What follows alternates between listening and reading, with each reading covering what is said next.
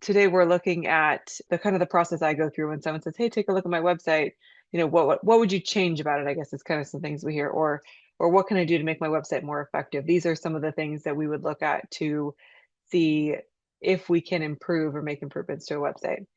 When we announced this session, I sent out an email requesting people to send me their URL, and I sheepishly got a few responses back. People don't really want you to tell them what is maybe wrong with their website or what can be improved. And so again, I want to just reiterate that the point of today's webinar is not to make anyone feel bad or feel like your website is just, garbage. That's not the case. That's not what we're trying to do.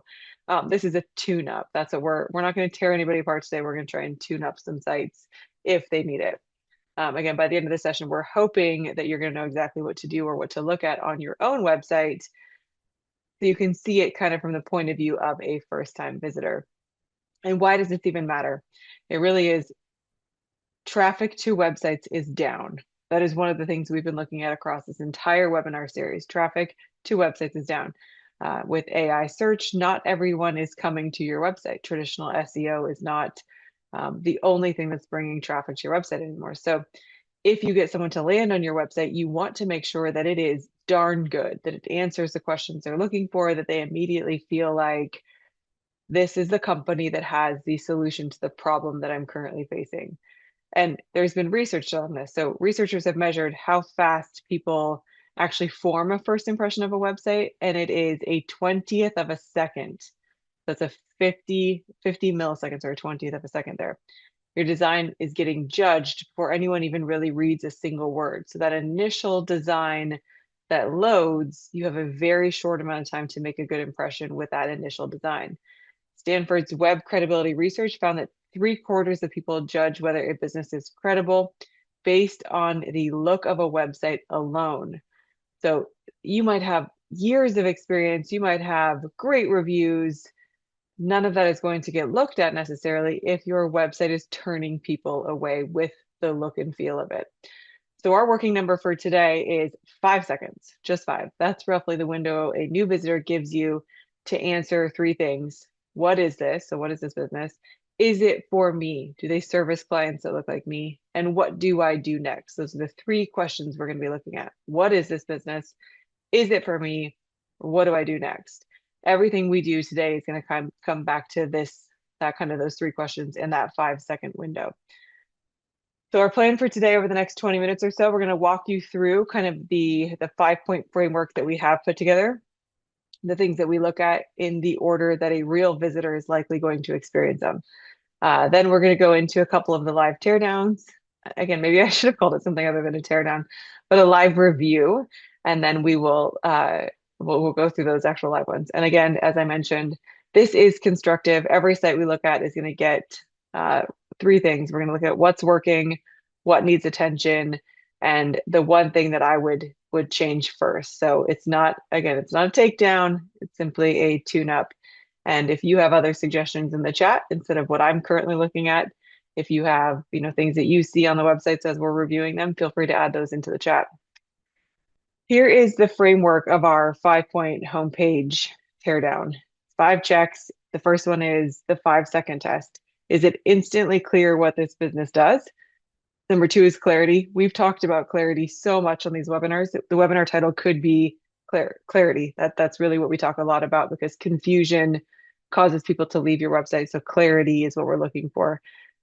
Number three is trust signals. Give someone a reason to believe that you can do what you say you're doing. Number four is the call to action. So what is that obvious next step? And then number five is mobile. So does your website actually, if someone shrinks it down to that tiny little mobile screen, does your website still work? That is the order we're going to go in. And that really is kind of the order that the user is going to experience your website. First impression, then understanding, then trust, then action. And then obviously mobile is kind of included on that because they might be seeing everything for the first time on mobile. So let's go through these one by one. Check number one, again, that 5 second test is you're going to show someone, imagine you're showing someone your website for just 5 seconds. You hold it up on your phone for 5 seconds. 1,000, 2, 1,000, 3, 1,000, 4, 1,000, 5, 1,000, and then you take it away. You're going to ask them three questions. Who is it for? What does this business sell? Why would I use this business instead of somebody else? So who, what, why? The number one thing that decides kind of our pass fail on this is the headline on a website. So that's the first thing I'm likely going to be looking at. You'll notice a lot of websites, they're getting better, but you'll see a lot of websites that start with, welcome to our website, welcome to company name. And that is not really going to give us the information that we need. Neither does a super clever headline that is full of industry jargon or something that a user or a customer wouldn't actually say. So we're first going to look most likely at the headlines, then looking at the hero image if they have one. So if there is a graphic that's on the screen that loads quickly and at the top, we're going to take a look at that photo. Is it an actual photo? Does it show team members or customers? Does it show or a more generic stock photo of people shaking hands? Like, does the visual of that hero image, does it tell a story, and is that story supporting what that business actually does? And then the other thing that sites kind of look at is, or that we look at on the site, is if there is a slider that rotates, or a pop-up or anything else that might cover the message within those first 5 seconds, is that helping, right? So is that really clarifying our message, or does that take the message away as someone is trying to read it? There is a large school of thought of people that think sliders are terrible with those rotating messages on the homepage because they they try to speak to too many people at once and not kind of drill into that initial message that you want people to get when they visit your website. So depending on how it's implemented, how much text is on it, what images are used, that could be a problem as well, as it's rotating away the message potentially. So those are the things we look at in that 5 second test. Again, the big one being, can you answer the questions of who is it for? What does this business do? And why would I choose this business? The second check we look at again is clarity. That's going to be whether that message lands. The first check on clarity or on the 5 second test looked at kind of whether that message lands. This asks whether the message is actually there at all. So is it even clear? A first-time visitor should get to your website and they should be able to see three things: that the what you do, who you serve, and where you serve. So if any of those require work, most visitors aren't going to try and figure things out. So if it's a puzzle on your website, they're not going to take the time to figure it out. Again, similar to the first screen, the industry jargon is a large problem here. So if your neighbor across the street wouldn't understand your headline, then it likely doesn't belong on your homepage. There are instances where this is not true. Scientific communities, we're working with a lady in the scientific community right now. And if you don't understand her headline, you are likely not her target audience. So this is a very blanket statement. And I realize there are times where this is just not going to be true based on who your audience is. But by and large, if you're using a bunch of industry jargon or even platitudes on, kind of some generalities that anyone could say, attention to detail, high quality, good customer service, those are all things that really any business could say. Whether they're good at them or not, that's up to people to judge, but anyone could say that. So you want to make sure that the content is in plain words and in a way that's going to make it so that people can actually understand what your message is. Specific is going to beat clever every time on this one. So name your service, name your customer. That's going to be a really good good formula for your headline. Name your service, name your customer. If you are a local business, your service area should be in the headline. So that is something that should be a part of it. I should instantly be able to tell where you do this.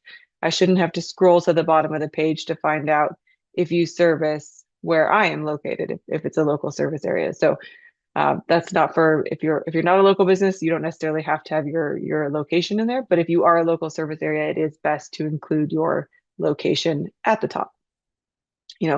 Create your audience early. The third checkpoint is trust signals. The keyword for this one is going to be placement. Obviously, if it's there, so it needs to be visible, and then placement. Almost every established business has a trust signal somewhere. It could be reviews, years in business, it could be certifications.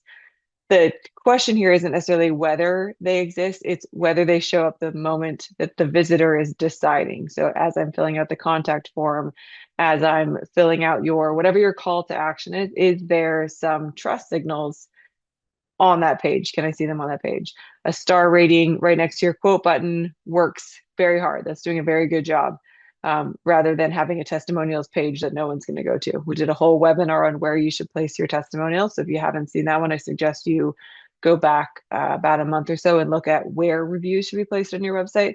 But at the moment a decision is being made is where you should have some trust signals. This could be having real photos on here. So even photos of your team, your storefront, actual projects that you've been a part of. So not necessarily a stock photo being used, but project photos that you've actually taken or include you in them. Additional proof points on here would be things like years in business, if you have any licenses, certifications, any guarantees that you might offer, any recognizable clients, any publicity that you've received. You don't have to put all of those on. I'm just giving you ideas of what could be included as proof that you've done this before.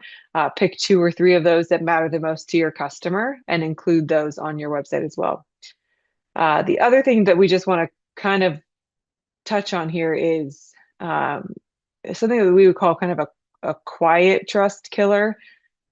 It's not overt. It doesn't make anyone like really turned off by your site. But one thing I would just say is kind of like a little negative that people kind of tuck away in their mind about your business is if they look at your website and they go to your blog and the last time your blog has been anything posted was 2019.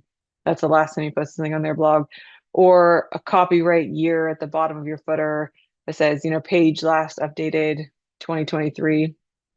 It's just small things like that, or maybe even like a broken link that goes from your page to another page.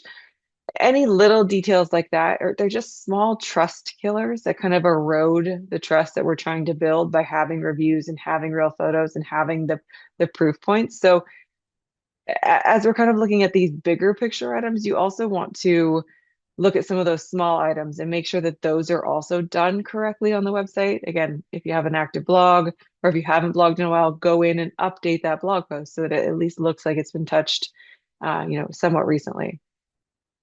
Check number 4 is the call to action. So in other words, after 5 seconds on your page, do I know what you want me to do next? What am I supposed to do next from here? The most common problem isn't necessarily a missing call to action. It's multiple calls to action. So, I don't know if I'm supposed to call you, email you, follow you, read the blog, download the PDF. There's so many things that I could be doing. And really, we just need one. What do you want your user to do next? We don't want to have so many buttons on the site telling people what to do that they don't know what to do. Again, clarity is what we're looking for. So create the one primary call to action and keep coming back to that one. The wording on your call to action does matter as well. So what we wanted to say is get a free quote, book a cleaning. Those are going to beat learn more or submit now. We want to tell people exactly what happens when they click. So if I'm booking, which is it's a verb, so I'm gonna book my cleaning right now. I'm going to get my free quote. So you want to include actual action items, and then the placement for this is you want it to be above the fold. So before I have to scroll at all, I want to be able to see that call to action, so that if your headline does its job and you have the proof that makes me think, okay, this is the company for me. They understand my problems. They're here to answer it. Put that call to action immediately above the fold so that I don't have to scroll all the way down in order to say yes to the offer that you're giving me. And then for service businesses, sometimes, the answer here is you actually want someone to call you. We're going to look at an example where I think the goal is to have the phone ringing. So if that's the case, make sure that your phone number is clickable. So make sure that if I'm looking at you on mobile, that I can click on your phone number and actually have that initiate a phone call. So little things like that. And then obviously we're going to check all of this on mobile. So this one kind of reruns everything that we've just covered, but you want to look at it on a much smaller screen. Businesses are getting anywhere, between 50 and 70% of their traffic, some of them even more than that, from mobile devices as people, have them with them always. So you want to make sure that if someone only views your website ever from a mobile device, that their experience is still as quality as what you're giving them on the desktop. So this one is a simple, I probably won't even review this one with you guys on the call today because it's pretty obvious, but pull out your phone, turn off your Wi-Fi. That's the one thing I do want to say is turn off the Wi-Fi. Um, we want to see the actual load time of the website and not rely on the Wi-Fi to kind of give us that boost. So turn off your Wi-Fi, open up your website, count your how long it takes to load, because any additional load time that can slow whether if people are going to stay on your site or not. You'll see your bounce percentage increase if your website loads slowly. So I think to the tune of, if I remember the number from last week correctly, it's 53% of mobile visitors will bounce if it takes more than 3 seconds to load. That's the stat we discovered last week. So mobile speed is very important. And then on your phone, do the thumb test. So pinch and view and see, can you hit the buttons? Can I read the text? Does my headline get cut off? Does the image support the content, or does it get squished too small to where I can't even see it? So just again, kind of a review and a nudge to go check your website on mobile. It should look just as good as it does on desktop. So that's the framework. So let's go ahead and take a look. We're going to jump in and look at a couple of the sites today. Again, we're going to be looking these, my judging on this today is going to be three different scores, I guess. Working means it's clearly doing its job. If it's something that is a good idea, feel free to steal it. So if it's like, hey, this site is doing this well, go ahead and take that same idea and see if it works for your website. If it needs attention, then that's something that might be present, but it's not working as well as it could be. Or if it's missing completely, then that is something that a first-time visitor just isn't going to understand about this company or about the website, and that's going to want to get fixed as well. So we'll have three websites that we'll go through, two or three. We'll see how much time we have, and you can score along with me. So let's jump to our first website here. All right, so this is Angel Touch cleaning service. And again, 5 seconds. So if we just take the first 5 seconds to actually look at, if we are looking at this website and we want to go through the first 5 seconds, we look at the headline. The headline on this one, what I do appreciate says Bellingham, Washington, Whatcom, and Skagit counties. So above the headline, I immediately get some location information. I know where this company exists or where they operate. Headline is where every home feels peaceful, fresh, and cared for. Okay, I kind of get an idea of probably what they do. The name is Angel Touch Cleaning Service, where every home feels. So I'm guessing they're a residential cleaning service. We want to look at what does this business sell and who do they do it for. Again, I think it's cleaning services, and they probably do it for residential would be my guess, because they call out home in that first headline there.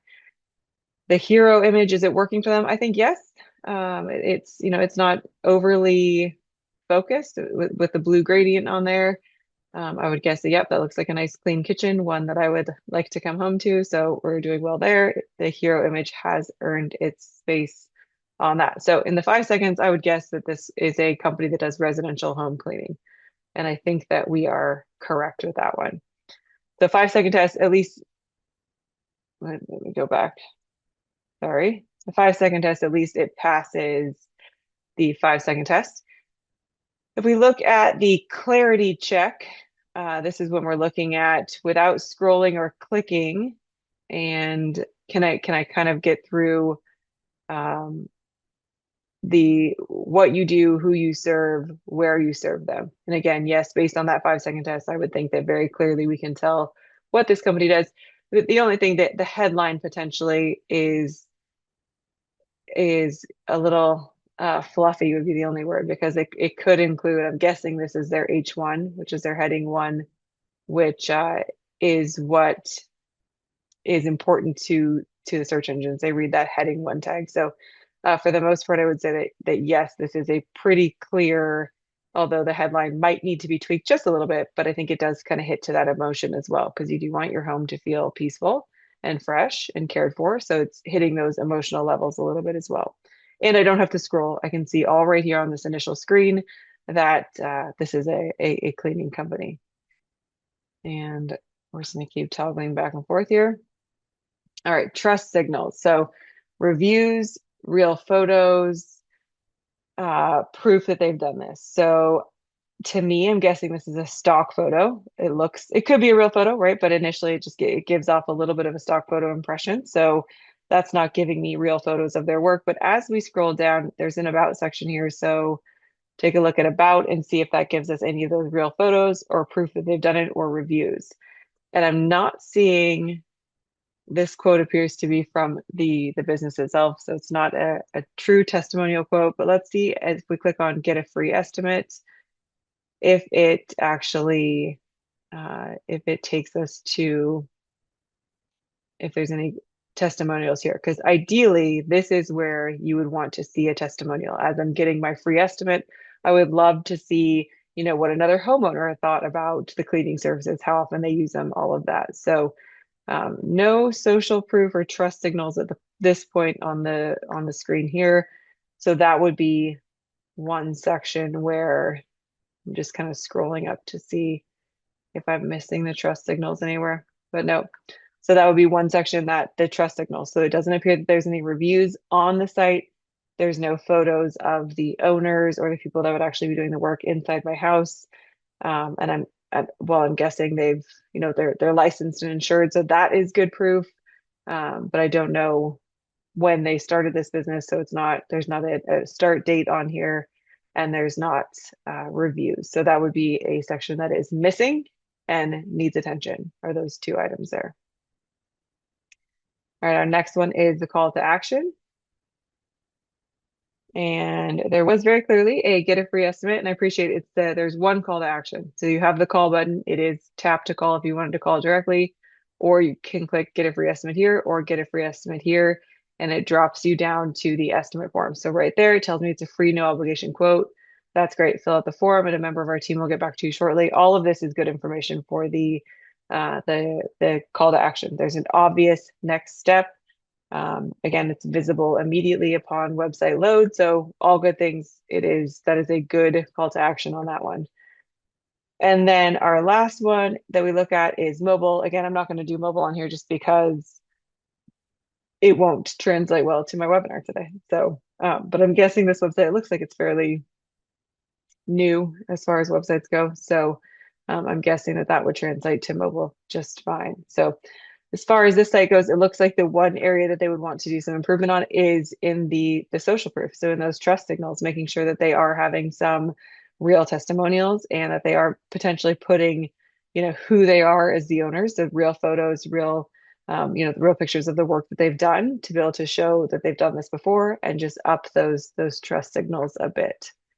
Okay, so overall, not bad. But, just needs a little bit of work and attention to make this a little bit more conversion focused and to make the user, actually feel more comfortable in completing that contact form. Okay, the next one we have here is Jen Mack. And again, 5 seconds, we're gonna take a look at this website. So I'm looking at, there's a picture of her, very clearly her. There's a heart in her logo, the headline, fulfill your potential. Are you struggling in one or more areas of your personal or professional life? Okay, that's my 5 seconds right there. That's what I got out of it. And then I could see a bunch of logos at the bottom. So in our 5 second test, I do believe I could tell that she is likely a life coach of some kind or a business coach of some kind. So struggling in one or more areas of your personal or professional life indicates to me that she probably does both life coaching and business coaching. So both of those things. So in the 5 seconds, I can probably tell that's what she does. I am not immediately aware of who her ideal audience is. Does she only work with women? Does she only work with, high dollar figure businesses? So having a bit of clarity on that headline of who she would like to work with, fulfill your potential could be for anyone. And so I don't know exactly who her ideal customer is just by looking at that. If we look back at, let's see, so 5 second test, the what, who, and where, I also don't know, does she work with everyone worldwide? So I would guess based on the logo that it's a heart with a globe in the background.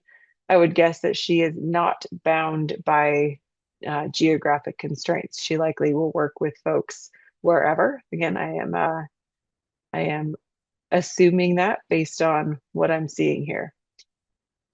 Plain words, yep, fulfill your potential. Again, more emotional on that headline where it's, if I'm coming to this website from a headspace of frustration with my business or frustration with myself or lack of growth, and I came to this and fulfill your potential was the first thing I saw, that might hit me, but it doesn't give me that who you serve, what you do combination. So potentially reworking the headline might hit her audience a little bit harder.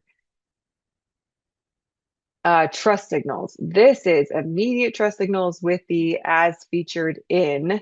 So there are some trust signals that are directly above the fold. So right there, before I even scroll, I can see that she is probably considered a subject matter expert in her industry, and she probably has done quite a few interviews on the places that are featured there on the website. So I'm guessing that she does have, there's some good social proof there. And then right here, she has rotating testimonials, which is great. The only thing about the rotating testimonials is that there's no names tied to them. So it appears that these are quotes from people who gave Jen good reviews, but there's no names attached to them. So it does offer me a little bit of proof. As a user, I would feel okay about this, but it would feel more I would have more trust in it if there was a name attached to it. So I could see, again, it would drive home who is her ideal customer here. Okay, so that is trust signals. These are real photos. I assume this is Jen. If this isn't Jen, then she's using the same model over and over in her pictures, but I'm guessing that actually is her. So um, it appears there's plenty of proof that she's done this before. There's, again, with the testimonials and with the social proof here. So all of the trust signals are good. The call to action, not super obvious what she wants me to do here. I mean, if I work with Jen, there's a couple different things in the menu, but I would have to first read the menu in order to get to the call to action. So having a button right here that says, whatever it's going to be, whatever that call to action is, where, start your coaching or have a consultation with Jen or whatever that call is, having that call to action right here or even up in the upper right-hand corner above the menu would be a good thing for Jen to add there as well, whatever she wants the user to do. And it looks like she probably has a couple different offerings working with her individually, or looks like she's also a keynote speaker. So there's potentially a couple different calls to action depending on the type of customer you would be for her. But so she'll need to work on having that one very clear call to action so that people know to, book a consultation with Jen, whatever it's going to be. Even that book a consultation could lead to both types of customers, both the speaking engagements as well as the individual coaching. So the call to action is missing. I would consider that missing and would encourage her to add a call to action as well as adding some real social proof to these testimonials with some names on there. So again, overall, 5-second test can pretty much tell what she does. I'm making a few assumptions when I go here that could be cleaned up a little bit. So I would put this in the category of needs some attention, but not overall missing. As far as the who, what, and where type questions. She is using plain words. Are you struggling in one or more areas of your personal and professional life? Ready to transform it? Those are things that people would probably say. She could get more specific if there's a specific area that she likes to work in.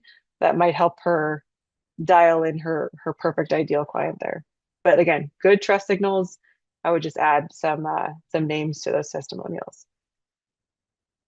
Okay, where are we time-wise? Oh, we are good time-wise there. Okay.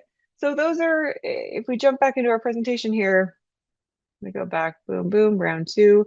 Let's just quickly review again what you kind of heard me kind of do the mental dialogue there. But if we looked at the headlines and that was one of the first things we looked at. So if you look at your website or you do that 5-second test on your own website and your headline is causing confusion, go rewrite that. When we did marketing school 500 years ago, we would write out in an Excel spreadsheet, just boom, boom, boom, boom, boom, boom, write as many headlines as we possibly could think of. So go try that first. Create as many headlines as you can and kind of use that formula of what we do, who we do it for, where we do it, especially if you're a local business. But try those headline combinations. Think about the pain points that your customer is feeling that leads them to search for your business in the first place. So write a bunch of those headlines and then test them out and see which ones are going to work better for you. Move your reviews up on the page. That's, again, we saw the first website had no reviews, but I would add those reviews up further on the page and certainly next to where the call to action is. Pick that one call to action, repeat it throughout the page. Make sure the phone number is tappable. Again, that was good on the site we looked at. And then look at your website from a phone. It's definitely what we want to do. Run that teardown on your own website. In fact, let me go back up here and you guys, if you wanted to take a screenshot, here, take a screenshot of this. If you screenshot nothing else today, take a screenshot of the 5-point homepage teardown. This is what you want to do on your own website this week. So this is your homework, so to speak, on your own website. Go through and actually do these things. So hopefully by now you've taken a screenshot because I'm going to zoom back down here and thank you all for joining us. Next session is going to be a week from today, and we're going to talk about what things in digital marketing you can do yourself, so the DIY route, and what you should hire out. Again, this is going to be a little bit different for whatever your business is, but there's going to be some real things that you can handle on your own. We know you can do it, and there's some things that sometimes just take up way too much brain space, and you would be better off focusing on your own business. All of the replays of our webinars are available online. You can go to profusionwebsolutions.com/services/webinar. It's also under the services heading in our menu navigation. And if you landed here and you are not on our weekly webinar email list, go to profusionwebsolutions.com/newsletter. Sign up for the newsletter so that you will always be in the know on what we are doing next. Again, I thank you so much for being here, and I look forward to talking with you next week.